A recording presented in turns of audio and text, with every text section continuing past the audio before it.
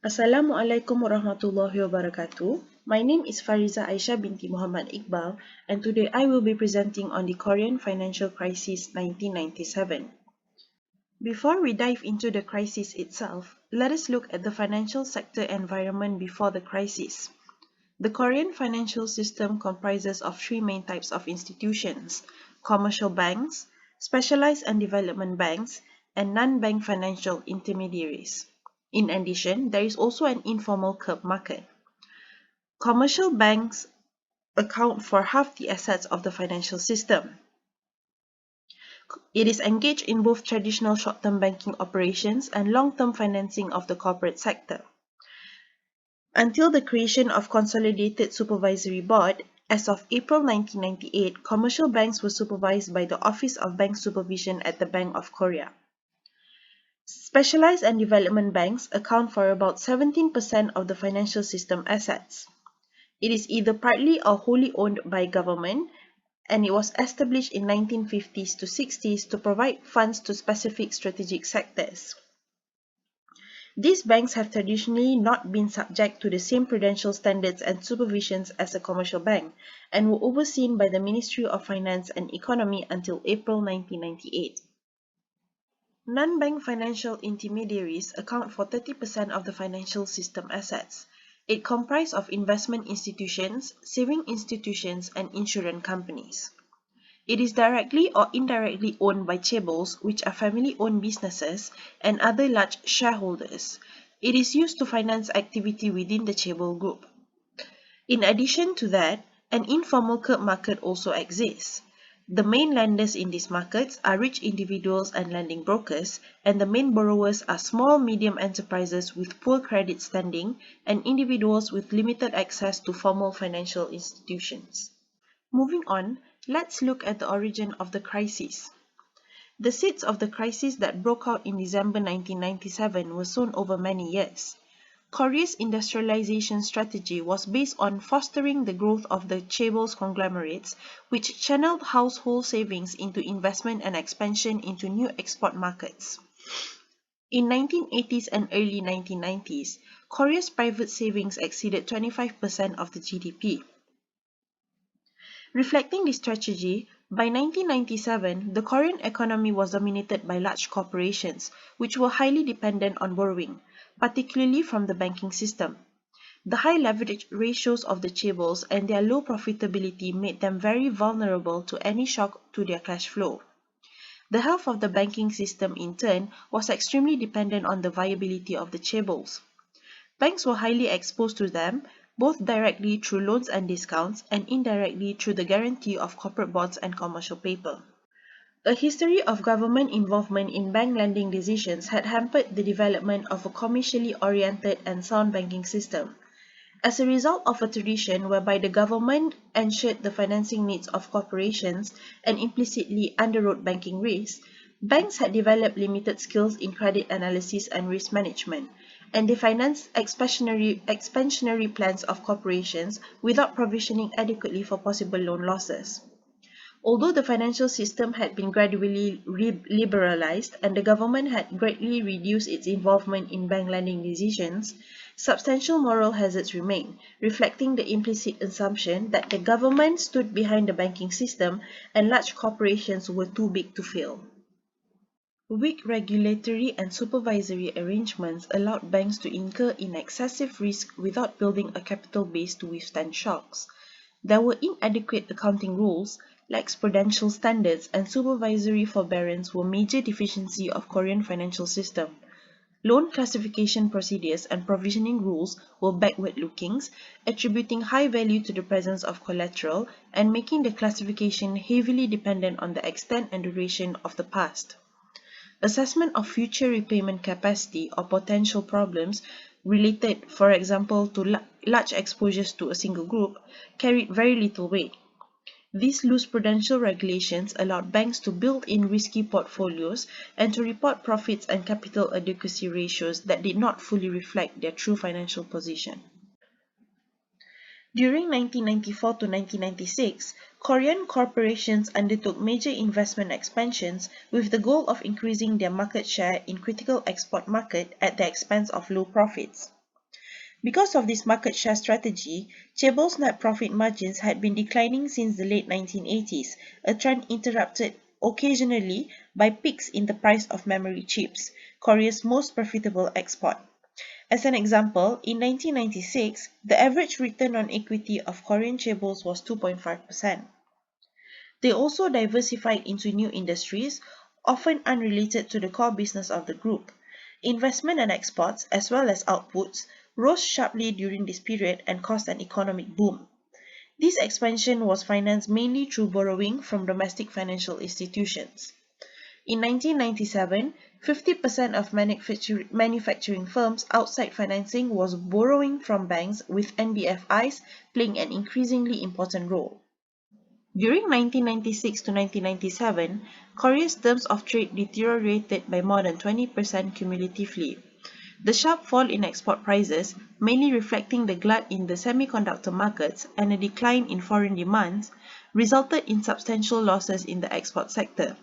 As a result, commercial banks moderated their credit expansion. However, corporations, instead of downsizing, shifted much of their borrowings to merchant banks, which had recently been permitted to engage in international financial transactions. Non-bank financial institutions increased significantly their share in corporate financing during 1996 to 1997. Short-term liabilities of merchant banks accounted for almost 54% of their total liabilities, compared to only 21% in 1993. Prudential regulation and supervision failed to keep up with the increasing concentration of risk in the domestic financial system. In 1995, provisioning requirements for unrealized losses on securities holdings and deterioration in loan quality were relaxed. The provisioning requirement for doubtful loans were lowered from 100% to 75%, and for security losses, 100% to 30%. Moreover, reflecting the lack of consolidated supervision, the increasingly risky activities of merchant banks and other non-bank financial institutions, as well as the overseas subsidiaries and foreign branches of domestic financial institutions, were largely overlooked. Additional prudential measures were only introduced in July 1997 and were limited to commercial banks. The government stopped automatically billing out chaebols and left the banking sector with the task of providing the external disciplinary force. Starting from the beginning of 1997, an unprecedented number of highly leveraged chaebols went into bankruptcy, dragged down by excessive investment, declining profits, and a substantial debt burden. By end November, 6 of the top 30 chaebols had filed for court protection, and a 7th went into bankruptcy in December. These large bankruptcies, together with rising bankruptcies among small and medium-sized enterprises, significantly damaged the asset position of financial institutions. By the fall of 1997, the balance sheets of Korean financial institutions has deteriorated severely.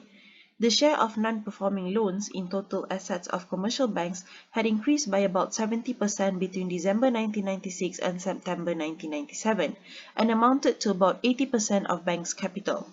As a result, the net worth of many financial institutions fell low and a significant shortfall in the capital adequacy emerged. Now we shall move on to the breakout of the crisis. Starting in the late summer of 1997, international creditors began to reduce their exposure and withdraw their short-term credit lines due to concerns about Korea's financial situation. The collapse of Thai baht peg in July 1997, which subsequently resulted to other regional currencies pegged against the US dollar, and the crash of Hong Kong's stock market in October 1997 sent shockwaves to Korea's financial market, and market confidence dropped significantly. In August 1997, Korean authorities announced that they would ensure that Korean financial institutions would meet their foreign liabilities. During October to November 1997, the Bank of Korea placed $20 billion of official reserves in deposits at overseas subsidiaries and foreign branches of domestic financial institutions, making these reserves unusable. Banks had to use them to repay their short-term debt that was not being rolled over, and thus these liquid official reserves were quickly depleted. On November 19, the government attempted to calm markets by announcing a reform package, which includes a widening of the daily exchange rate band to plus-minus 10% from plus-minus 2.25%. Measures were also introduced to support the disposal of non-performing loans. However, market concerns remained, and during the last week of November, the drain of international reserves intensified to $1 billion to $2 billion a day, driving usable reserves to only $5 billion by end of November. Next, we will look at the reaction towards the crisis. The authorities' strategy to restore the solvency and market confidence in the financial system comprised of three elements. Firstly, restructuring and recapitalizing of the banking system to address the issue of the stock of bad loans and weak capital base.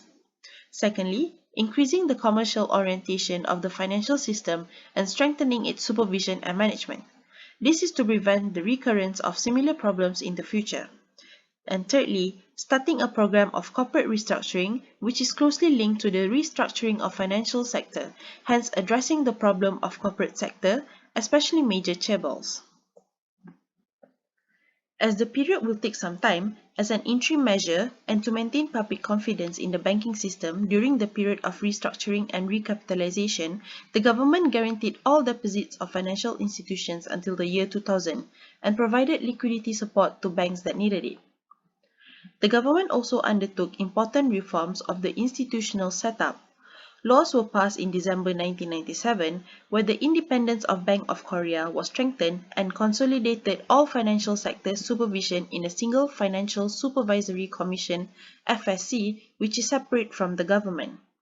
The government also merged all deposit insurance protection agencies into the Korea Deposit Insurance Corporation (KDIC), a new agency. What lessons can be learned from the crisis? Korea's experience illustrates several important points regarding financial crisis prevention. First, transparency in financial statements of both financial institutions and corporations is needed to identify risk promptly. Eliminating practices such as the widespread use of cross-guarantee would have made it easier to identify lending risk appropriately. Wider use of consolidated financial statements would have helped also. Better disclosure would have discouraged continued financing of unviable institutions and corporations. Secondly, tighter regulation of financial institution risk would have helped. This should have included monitoring both on and off balance sheet risk, setting much lower limits on exposure to a single borrower or related group of borrowers and on connected lending, requiring appropriate management of maturity mismatches between assets and liabilities in foreign exchange. Strict loan classifications and provisioning rules would have forced banks to improve their lending practices and to recognize potential losses in a timely manner. Moreover, higher capital adequacy ratios would have provided banks with a better cushion to absorb shocks. Next, supervisory forbearance allows problems in the financial system to become larger and more costly to solve. Korean financial institutions were allowed to continue normal operations well after the capitals had fallen below minimum requirements, and in some cases, even after they had become insolvent. Timely adoption of prompt corrective action measures, including exit of financial institution when appropriate, would have reduced excessive risk taking onto the part of such institutions. Similarly, banks should have been required to manage their foreign currency liquidity positions more prudently, which would have lowered the risk of illiquidity when changed market sentiment reversed capital flows. Fourthly, in dealing with financial sector problems, it is crucial to identify and address the problems of the corporate sector. Banking regulation and supervision can assist in this area, also limiting financing to over-indebted corporations. Last but not least, the government can contribute to financial distress if it directs financial institutions to lend to particular sectors or enterprises. Avoidance of such interference help in ensuring that lending decisions are based on a sound analysis of borrowers' capacity to repay. That is all for my presentation today. Thank you so much for sparing your time.